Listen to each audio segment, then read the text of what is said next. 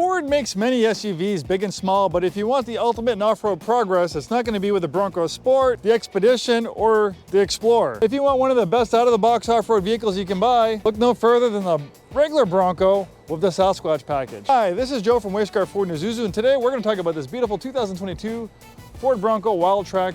Let's dive in. So this Wildtrak features a Sasquatch package, which comparing it to its closest competition, a Jeep Wrangler, would be the equivalent of like a Rubicon package on the Wrangler. So you get a better off-road suspension, front and rear locking differentials, automatic disconnecting front sway bar, and additional drive modes in the drive mode selector for off-road driving. This is a beautiful example. I love the color combination, and this one has a hard top.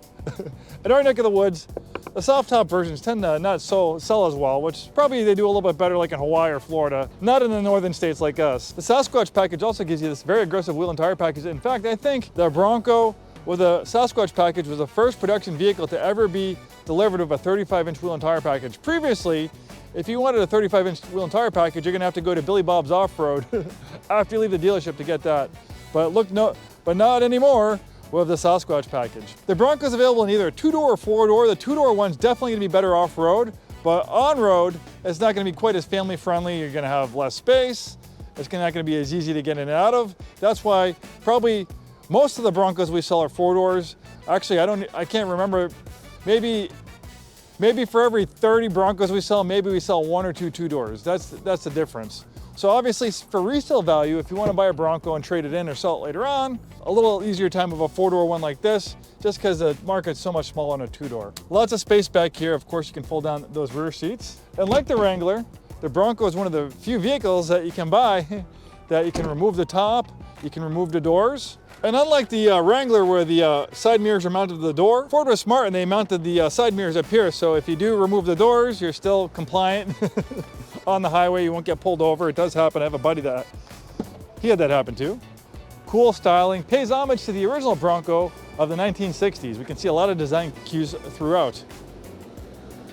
The Bronco is a big vehicle. It's actually a mid-sized vehicle, pretty spacious. Two engines available. You can either get a 4-cylinder, a 2.3-liter 4-cylinder making about 300 horsepower, or you can get the 2.7-liter twin-turbo V6, which this one has pumping out 330 horsepower. Well, 4 doors, it is family-friendly. Lots of space for the youngsters. The top is also removable in sections. So for instance, if you're just getting out of work and you just want to get a little fresh air, you can just remove the front panel. It's like a big sunroof. Or you can remove the whole thing, of course. And then they have like aftermarket like bimini tops. So obviously here in Washington in the summer, we hardly get any rain. So you could potentially just remove the hard top and have like a little bimini soft top for occasional little rain showers. The interior is pretty water resistant. I wouldn't say it's waterproof, but it's designed to encounter moisture. And despite it, being designed to excel off-road, it actually is really nice on-road. Those big tires, that soft, squishy suspension does a great job going over beat up, rutted pavement, potholes, just get sucked up by those giant tires. So this actually has a lot better on-road manners than it has a right to have.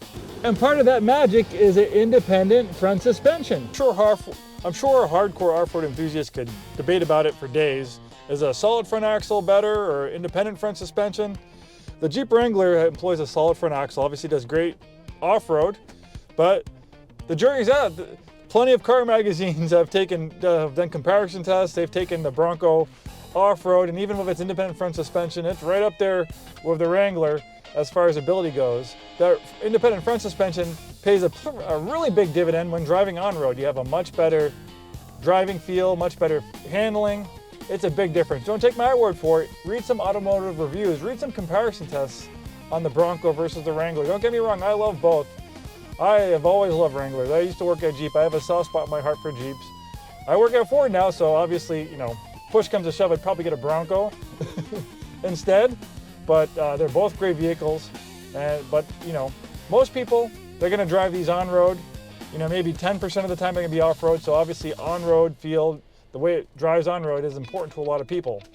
And you're not gonna sacrifice much, if anything, in off-road prowess for that independent front suspension. Thanks so much for taking the time today to watch this video. My name is Joe. We're Way Scarff Ford in Isuzu. We've been in business since 1922. Over 100 years, we sell new Fords, new Isuzus, and a very wide variety of premium vehicles. If you enjoy this content, please like and subscribe, and we'll see you next time.